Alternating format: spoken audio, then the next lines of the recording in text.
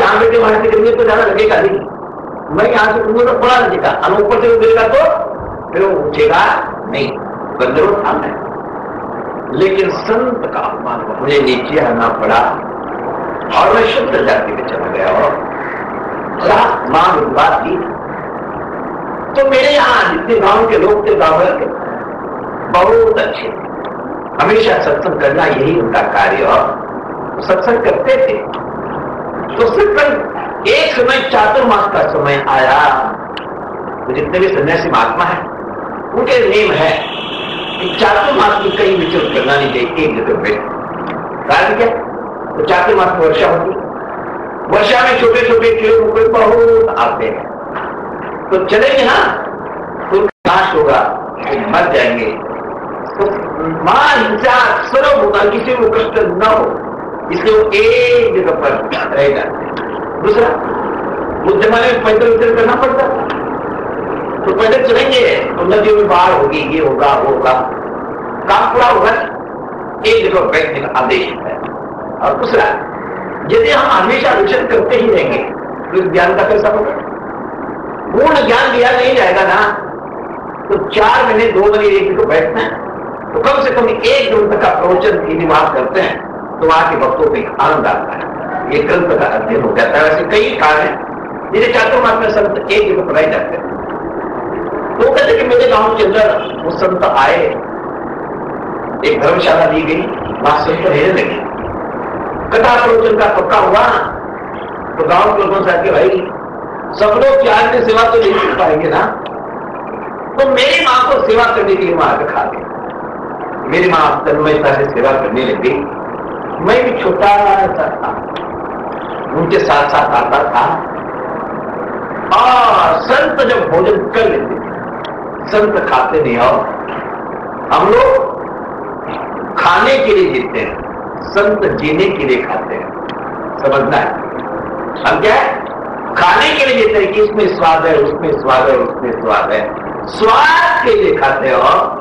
लेकिन संत अहं वैश्वानरो भूत्वा प्राणिनां प्रियमाश्रिताः, हर एक के जगह भगवान कृष्ण वैश्वानर आदमी बनकर के जठर पे बैठे हो।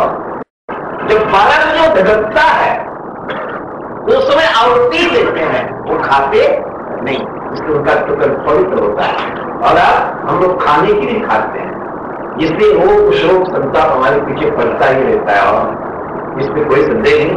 तो संत जब वो आहुति देते थे, परमात्मा को अर्पण करते थे, तो उस समय जो उनका झूठा छूट जाता, उसी झूठन को खाना, उनका प्रसाद खाते खाते खाते खाते मेरा अंतःकरण मन पवित्र हो गया।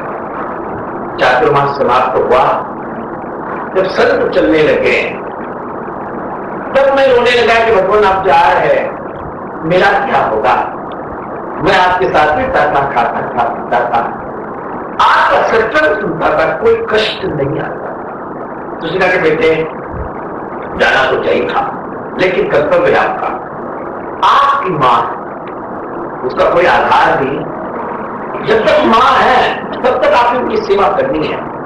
मंत्र मुझे दिया उन्हीं का जब करने लगा, मां की सेवा करते करते अंदर से सोचता था भगवान कदम भवसागर से, ये भगवान ये भवसागर कब करेगा? मैं यहां कहां से आया, क्यों आया? मेरे समझ में भगवान माया मां जगनी झमटानी, ये माया सारी संसार को बचानी, आपके पास तो आने लेते नहीं भगवान। सत्यस्याभेदं मुखम हिरण्मयेन पात्रेण सत्यस्यारूपं भगवान, आपके लिए आने लेती, बीच में पर्दा जब निका है और निकालो, कब संसार छूटेगा, कब मैं ऊपर आएगा? भगवान से प्रार्थना करें भगवान मां को मुक्ति देना हो, रोज बोलते जाए, ताकि ये बंधन मेरी जो ड्यूटी है कर्तव्य समाप्त करके भगवान का भजन कर सके। एक दिन मां गोद होने के लिए गई, सर्प काटा, उसका वही उद्धार हो गया और मैं वहां से चल पड़ा। चलते चलते चलते चलते कोई सहारा नहीं मिला। शाम भी भूख लगी, प्यास लगी थी, पेड़ देखा, तारा था, वही मैं गिर गया और अंदर से भगवान का साक्षात्कार, भगवान ने दर्शन दिया, नाम दिया, गायब हो गया। जो आनंद मुझे आया, मैं उठा, वो कहाँ है, कहाँ है, कहाँ है, मैं रोता गया, भगवान आए तो आए, चले गए, भगवान उद्धार करो। तब मुझे आवाज सुनी, नारद अब तुम्हें नहीं मिलेगी, आप साधना, जब आप साधना करेंगे, कैसे करेंगे, क्या आप लोग सब जानते हैं, भगवान के भक्त है। भगवान एक दफे थोड़ी सी झलक दिखा देते हैं और दिखाने के बाद वो गायब हो जाते हैं। उसमें कारण क्या है? एक गोपी है, भगवान उसके पास में बैठे हैं और बैठने के बाद वो गोपी को पूछते हैं कि तुम्हें वियोग की भक्ति चाहिए कि संयोग की? तो गोपी कहते हैं भगवान वियोग की चाहिए। अरे यार क्यों? संयोग में कितना आनंद है, मैं हमेशा तेरे साथ में रहूंगा। नहीं, संयोग जब संयोग अवस्था होगी, भगवान सामने होंगे तो लगेगा भगवान ये है। जब तक मुकरूंगी तो दुनिया दिखी, जहां दुनिया है माया है, भगवान आनंद नहीं। और जब वियोग अवस्था होगी तब भगवान आएंगे, भगवान ऐसे आए नहीं, ऊपर जाऊंगी, नीचे आऊंगी, अगर देखूंगी, बदल देखूंगी, तो आपके ध्यान में तन्मय हो जाएगा, वही आ रहा है, वही आ रहा है, वही आ रहा है, ये अवस्था अपने आप आए। तो साधक को भगवान कभी कभी किसी न किसी रूप में झलक दिखा देता है और वो झलक मिलने के बाद साधक को एक तार लग जाती है, तो ध्यान तोड़ता ही रात दिन उसी का नाम लेता है। तो उसी प्रकार में नाम लेते लेते लेते लेते ब्रह्मर्षि बना और आपके सामने है। तो तात्पर्य नारद जी कहते हैं, व्यास जी ये तो आपके सामने हो, केवल भगवान का नाम का जप, उनकी भक्ति, उसी के प्रभाव से मुझे बिना भी मिली और इतने बड़े पद पर आया हूं। इसलिए आप भागवत की रचना करो। उन्होंने ये रचना आपके सामने प्रस्तुत की। अब महाभारत का प्रसंग थोड़ा सा रहा है, उसको बोलकर फिर आगे बढ़ते हैं। भागवत का ही संबंध है वो। जिस समय कौरव पांडव का युद्ध चल पड़ा है और युद्ध को देख करके धृतराष्ट्र एक दिन दुखी हो गया।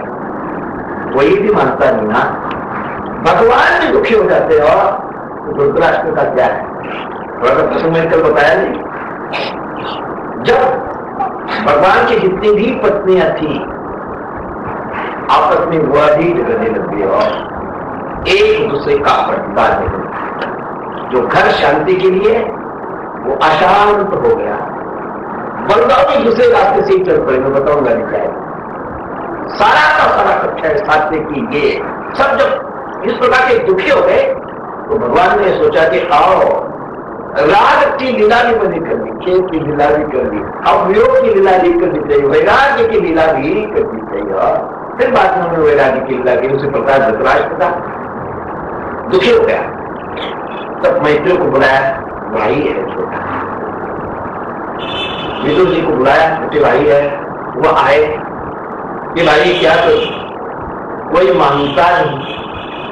तब विदुर जी कहते हैं कि धृतराष्ट्र भाई आप मान जाओ, आपको पुत्र स्नेह वो धोखे में डालेगा, नर्क में ले जाएगा। ये दुर्योधन नहीं, साक्षात कलयुग है, सबका नाश करना है। इस प्रकार का उद्देश्य वो धृतराष्ट्र को देखा। दुर्योधन को जब पता चला फटकारा उसने बहुत, और फटकारने के बाद उसने जीवन के अंदर, जीवन वही है मैं तुझे कहते कि जहां अपना चल सके, जहां हर पल पर कदम कदम पर अपमान होता है, वहां इंसान को रहना नहीं चाहिए। आत्मिक शक्ति खत्म हो जाती है, ग्लानि हो जाती है। तो उन्होंने अपना जो धनुष बाण था धृतराष्ट्र के दरवाजे के सामने रखा, नमस्कार किया, चल पड़ा। बाण इसलिए रखा कि दुर्योधन ये नहीं समझे कि वो पांडव की तरफ मिल जाएगा, ये हो जाएगा, इसलिए बाण भी वही रखा और फिर थोड़ में चल पड़े। और महापुरुषों को पास जाने के बाद परमात्मा हृदय के अंदर अपने आप, दुनिया खराब नहीं, परमात्मा का ही रूप है। और जरे के जरे अंदर परमात्मा, इसमें कोई संदेह नहीं, लेकिन संस्कार महात्माओं से ही सुधरते हैं। आगे भागवत के अंदर कथा थी मदार का, उसके जब पुत्र हुए, पहले उसकी शादी करने की इच्छा ही नहीं थी मदार से। पिता ने कहा कि बेटे मैं राजा और राजा तो मेरी नाक बेटे काटना नहीं और शादी कर लेना। पिताजी मेरे कारण की नाक करती तो अब शादी करवा दो, लेकिन एक इच्छा तो पूरी कर। बोल बेटे क्या कि मैं उस लड़के के साथ शादी करूंगी जो मेरे लड़के होने के बाद उनको क्या बनाना है वो मेरी इच्छा पर छोड़। आज के लड़के क्या सोचते कि लड़के को डॉक्टर बनाना है, इंजीनियर बना रहा है, अच्छा व्यापारी बना, यही तो सोचेगी। तो एक लड़का तैयार होगी, कोई बात नहीं, ये जो अपने बच्चों को बनाएंगे मैं तैयार हूं, शादी हो गई। जब लड़के पैदा होने लगे तो लड़के उठते हैं, तो साइंस कहता है कि एक छोटा लड़का रोता है तो उसको हाथ दबे होता है, इसको रोकना नहीं, उसको रोने रोका, तो वो रोने लगे। तो रोने के बाद उसको लोटते, माँ पता नहीं क्या क्या अमृत है, लड़का ही रोता है तो अपने गोद में बैठा करके धीरे धीरे धीरे ऐसी करती है, हम अन्याय से कोई करे तो आप नहीं सकेंगे। लेकिन माँ का अमृत क्या है पता नहीं, धीरे धीरे गाना गाते गाते ऐसे करती है, बच्चे को नींद लग जाती है, तो वो लोरी खाती है। क्या बोलती है कि मेरा बेटा बैरिस्टर बने, डॉक्टर बने, इंजीनियर बने, प्रधानमंत्री बने, ये नहीं। वो क्या कहते हैं बेटे, शुद्धोति बुद्धोति निरंजनो संसार माया परिवर्तित बेटे, तो शुद्ध स्वरूप हो, सच्चिदानंद बनो, आज दुनिया का कोई भी लेख तुम्हारे अंदर नहीं। बेटे आप उठो, यदि आप हमारे पास रहेंगे तो हमारा अलग चढ़े बगल रहेगा नहीं, चढ़ेगा।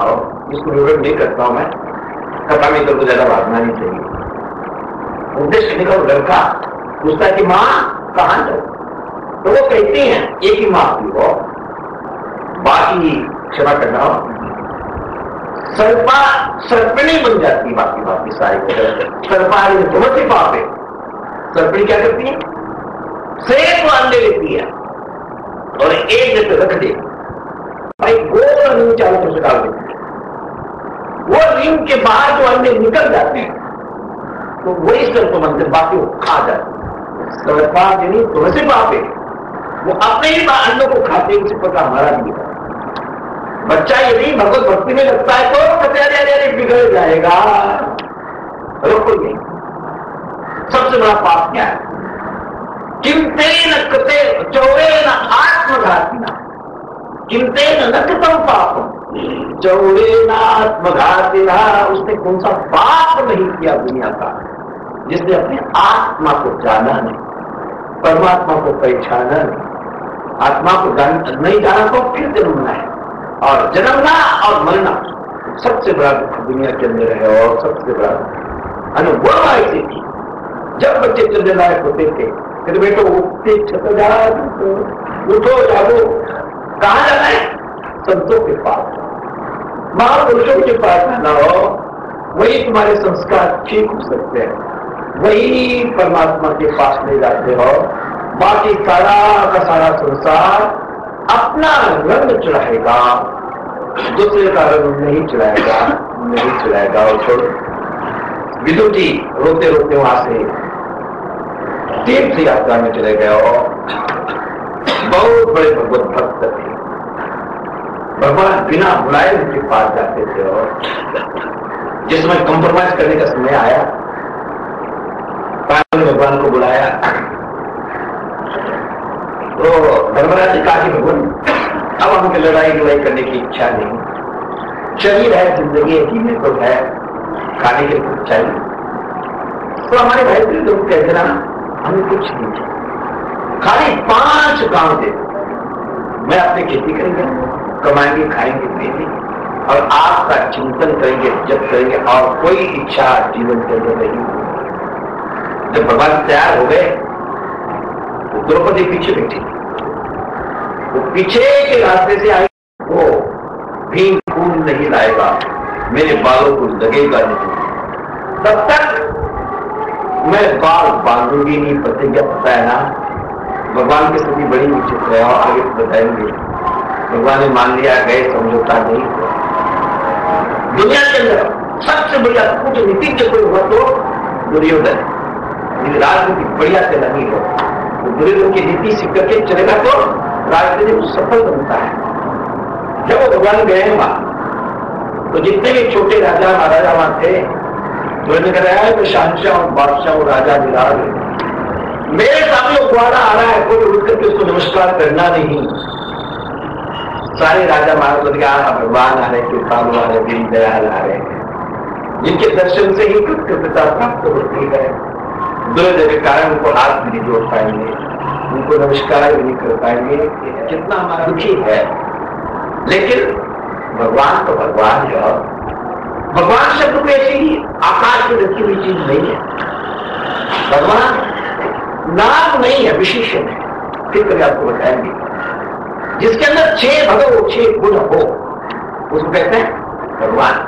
तो उन 6 गुणों में से पहला तो कौन सा है? श्री। बाकी बात में बताएंगे, आगे तुम्हें आएगा था। तो श्री किसको कहते हैं?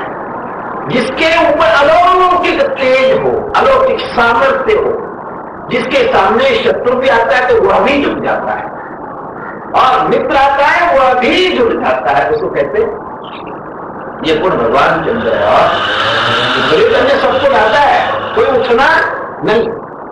कृष्ण आएगा, जब भगवान आए हैं, दुर्योधन अपने वहां बैठा है, अच्छा है, और बैठकर जब भगवान के दर्शन किए, दर्शन करने बाद खुद उठ के खड़ा होता है, दौड़ता जाता है, भगवत पधारो पधारो पधारो।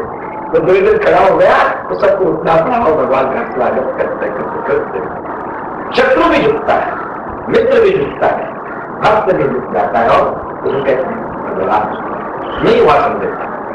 तो बाद में उसने बढ़िया खाने पीने का इंतजाम करके रखा था, स्वागत तैयारी करके रखी थी।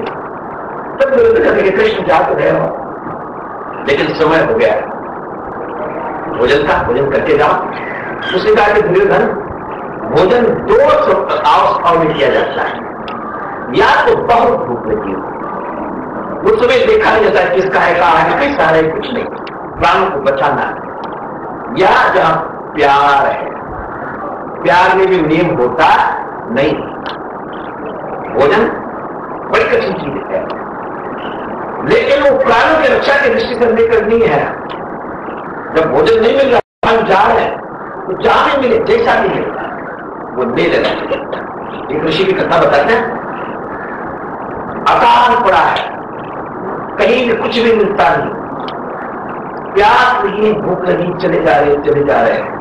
एक जंगल में एक माहौल है, हाथी उसके पास में था, उसने जब देखा तो ऋषि ने उनको कहा कि ऋषि महावर, भूख लगी है, प्राण जा रहे हैं, कुछ खिलाओगे?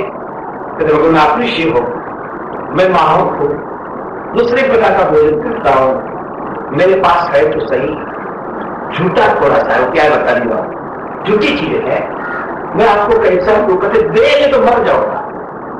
उसका झूठा अन्न ऋषि ने खाया। खाने के बाद माहौल के पास थोड़ा पानी रखा था, तो ऋषि आज मेरा भात कुछ खिला, पानी पिला दो।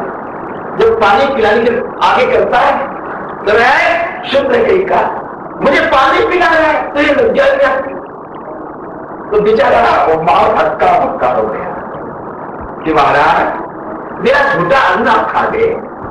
उस समय भी शुद्ध नहीं था, गया विश्वास मेरे अंदर, और अब पानी लेता हूं तो मेरा पानी खराब है। कहते हो महावत, एक बात सुनना, उस समय प्राण संकट में थे, यदि नहीं लेता तो प्राण चले जाते, आत्महत्या होता है। अब मेरे प्राण ठीक हो गए, मैं पानी ढूंढ सकता हूं, इस अवस्था में किसी का लेना नहीं चाहिए, तो प्राण की रक्षा। तो मेरे प्राण संकट में नहीं है, और तुम्हारा प्यार भी नहीं। सीधे उठकर चल पड़े, कहां चले? विदुर जी के घर। वो सरजू किनारे नहाने के लिए गए थे। विदुर नहीं अंदर ही बैठ के परमात्मा का चिंतन कर रही है। जब परमात्मा का चिंतन करोगे ना, वो बिना बुलाए बिना रस्सी का खींचे हुए खाते और खींचे हुए नोट किया, ऐसा आवाज देता है, आवाज हर हर पल हर घड़ी, लेकिन वो सुनने के कान हमारे पास आवाज दी। विद्रोह की उठी, जब दरवाजा खोलते तो से भूल गया, प्यार में मस्त हो गए। भगवान अंदर आए, वहां बेटी के आसन था, पीड़ा था, लेकिन उस पर खुद बैठे और भगवान को नीचे बैठा दिया और उल्टे पुलटे कपड़े पहने। क्या करूं क्या करूं क्या करूं करते करते केला था घर के अंदर लाई, उसको छिला और छिलके भगवान को देती है, केला खा। भगवान पता नहीं कितने कितने समय से, कितने युगों से भूखे थे पता नहीं, और वो प्यार से खाते जा रहे खाते जा रहे। उतने में विद्युत जी आए, होकर अंदर आने के बाद देख रहे मेरा जगदाधार विश्वंभर संपूर्ण संसार को जो पालता है, पोसता है, खिलाता है, कभी भी किसी को भूखा रहने देता नहीं, छिलके खा रहा है। विद्रोह ने केले खा रही, क्या करें? वो होश गया, गलती थी गई, गलती हो गई, फिर अंदर से कुछ चीज लाती है। तो भगवान कहते विदुर जी, जो केले के छिलके के अंदर स्वाद था, वो अब किसी के अंदर आएगा बिना बुलाया, और बुलाने से तो कोई भी आ जाएगा। उसके छिलके को संपूर्ण संसार के भोग से महान मानता है। प्रभु राम के सामने माँ कौशल्या बैठ जाती है और प्यार से भोजन खिलाते। क्या वो भोजन हुआ करता था? आजकल खबर लेते सूट रहेगी, वो डाइनिंग रूम के अंदर डाइनिंग टेबल होता है, कदे आप बैठो खा लो, पटक के सामान रख जाती, मुझे तो किश्ती में जाना है, बात समय नहीं, इसके पास समय। अरे अरे अरे नहीं, बहुत बड़ा यज्ञ है, कोई समझेगा नहीं, इसलिए बच्चे भी ऐसे मिल रहे, वो भी ऐसे मिल रहे। भोजन सबसे बड़ा यज्ञ है, सबसे बड़ी साधना है। आज जो खराबी अपने अंदर आ रही, क्या कारण? माताएं जब आप भोजन बनाती ना, आप ऐसे नहीं हो, प्रोफेशन की बात करें। जब किचन में भोजन बनाने जाती है तो वो भी चप्पल पहन करके नहीं जाती, हाथ पैर धोकर के शुद्धिते से जाती है कि नहीं पता नहीं खाना क्या करे, रोज कहीं भी जाकर खाना पड़ेगा, लेकिन देखने के बाद बड़ा मुश्किल। चलो वो भी ठीक है, साल से जिस समय वो भोजन बनाती है ना, तो भोजन बनाते समय क्या होता है? श्री कृष्ण गोविंद हरे मुरारे, हे नाथ नारायण वासुदेव, श्री कृष्ण शरणम मम, ये बोलो तो भोजन बनाता है क्या? नहीं रे राम, वो जो पिक्चर के अंदर गाने सुनते हैं उसी को गाना सुनते हैं, और फिर जिसने वो गाना गाया है उसको देखते हैं, जिसने बनाया उसको देखते हैं, तो वही संस्कार उनके हाथों से बाहर आता है। वह संस्कार उस भोजन के अंदर जाएगा, उसी का खून बनेगा, बनेगा, और बच्चे भी वैसे ही बनेंगे।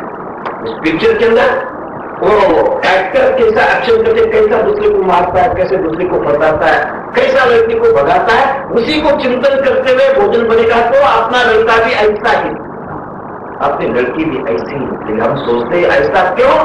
अपने को देखा नहीं, अपने आचरण को नहीं देखा, इसलिए गर्व में जाते हैं, जा रहे छोड़ो। विदुर जी इस प्रकार के महान थे, वही विदुर जी जिसके पीछे पीछे भगवान रहते हैं। दुर्योधन के फटकारने से वहां से वो चल पड़े और कहा गए, चलते चलते साहित्य को करते करते करते जमुना किनारे आए, और दुनिया के अंदर सिद्धि का स्थान नर्मदा देवी, भक्ति की धारा जमुना है, और ज्ञान स्वरूपा मां गंगा है। भक्ति करनी है तो नर्मदा किनारे जाना चाहिए। वहां कैसा भी कोई भी जाए, वो अपने आप उसका हृदय अंतखंड अपने आप भक्तिमय बन जाता है। हमारे संप्रदाय के अंदर, वेदांत के अंदर एक शंकराचार्य भगवान मधुसूदन सरस्वती थे, बहुत बड़े वेदांती, वही विचरण करते करते घूमते घूमते घूमते जब जमुना किनारे आए तो भगवान ने सोचा कि आप ठीक नहीं फंसे, ये वेदांती आ गया और अपना वेदांत का प्रचार करना शुरू कर देगा तो भक्ति माता का क्या होगा, भक्ता भगवान को नहीं होगा। तो जमुना किनारे खड़े और भगवान ने छोटा सा सुकुमार धारण किया और उनके सामने आकर के खड़े हो गए, चित्त आकर्षित करने वाले ना।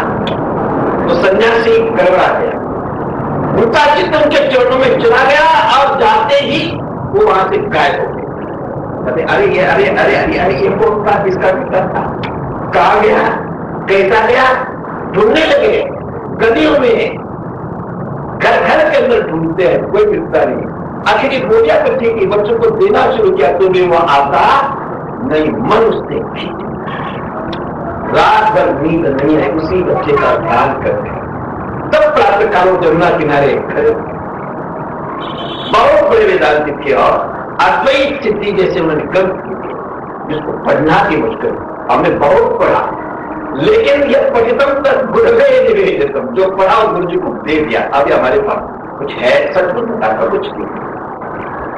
काशी का एक मुहावरा था पहले जमाने के अंदर, यह दुनिया के अंदर आना है तो या तो राज्य को दुनियादारी करना है तो राज्य को, और यदि विद्वत्ता प्राप्त करें आश्रम करें, काम नहीं आता तो दुनिया का कोई काम नहीं आता तो कभी कथा बन जाओ, रोटी तो कमा ही देगा। ये पहले जमाने का, आज का नहीं। आज का सरकार सबसे बड़ा है, बाकी सब नीचे है। विद्वत्ता का विद्वत्ता ये होती है, बहुत पुण्य के बाद विद्वान तैयार होता है, तो बड़े विद्वान के मनुष्य बन सकते। वहां जमुना किनारे खड़े हो गए और होने के बाद जो लोग आगे प्राप्त कहा मां जमुना में स्नान करने के लिए आते हैं, तब वो कहते हैं ए रुको रुको, सब लोग है माया पांधा पचीस भीम रक्षा, फिर आगे इस रास्ते से आना नहीं। सुन है कि भाई, कहते आपको पता नहीं, जिसको अपना संसार समाप्त कर देना है वही इस रास्ते पर आना। मुझे देखो, मैं आयला गया तो कहना नहीं हो, मेरी हिस्ट्री सुनो, मेरा चरित्र सुनो। अद्वैत थी पतिकई उपास्या, साम्राज्य सिंहासने लब्ध दीक्षा, शठेन केन वयम हतेन दासी कृता लोक वधूर विधेना। ये बहुत विद्वान बोल रहा है, क्या बोल रहा है? मैं अद्वैत थी पतिकई उपास्या, अद्वैत रूपी जो ब्रह्म ज्ञान का रास्ता है, उस रास्ते से चलने वाले जो महान साधक है, महान सिद्ध है, महापुरुष है, उनका मैं आचार्य हूं, साधक नहीं। कान पुकार फूक दिया और गुरु बन गए, ये नहीं। जो अद्वैत के रास्ते पे चलने वाले राहगीर है, ऐसे महात्माओं का मैं आचार्य हूं, गुरु। अद्वैत वीक्षी रथी गई पति गई पाठ किया, और मेरी अपनी गति क्या है? साम्राज्य सिंहासन रक्त, हमेशा मेरी शिवाकार वृत्ति ही है, कभी भी उससे नीचे में आता ही नहीं, वही भटकता ही नहीं। साम्राज्य सिंहासन लब्ध दीक्षा, लेकिन मेरी क्या स्थिति हो गई यहां आने के बाद? छठ, आप कहीं बताओ, भगवान की नहीं कहा मेरे मुंह से निकलेगा नहीं। छठेन केनाति वयम हटेना, मुझे जबरदस्ती मेरा वो दिल चुरा के ले गया, और जहां दिल ही चला गया वो नहीं चलेगा तो संसार का है। और इसलिए आप लोग यदि अपना दिल किसी को देना चाहते हैं, भगवान वहां आने के बाद फिर वो दुनिया का रहता नहीं। दुनिया छोड़ने को तो इस रास्ते से आना, देखो अपना मस्ती से कर गस्ती करता हो, ये भगवान है, ये भगवान है। वो चल पड़े वहां से वृंदावन में आए, तो जमुना किनारे घूमते घूमते घूमते उद्धव जब साधु साधु को मिलता है, एक अलौकिक आनंद आता है, और वह तेरा मेरा समान एक परमात्मा का प्रमेय सामने आ जाता है। ये साधु दर्शन का फल है, बड़ा आनंद है सत्संग के अंदर। और प्यार से मिले, गदगद गदगद हो गए, तो उद्धव को कहा कि उद्धव बहुत समय हो चुका है, आप द्वारका से आए, वसुदेव कैसे हैं?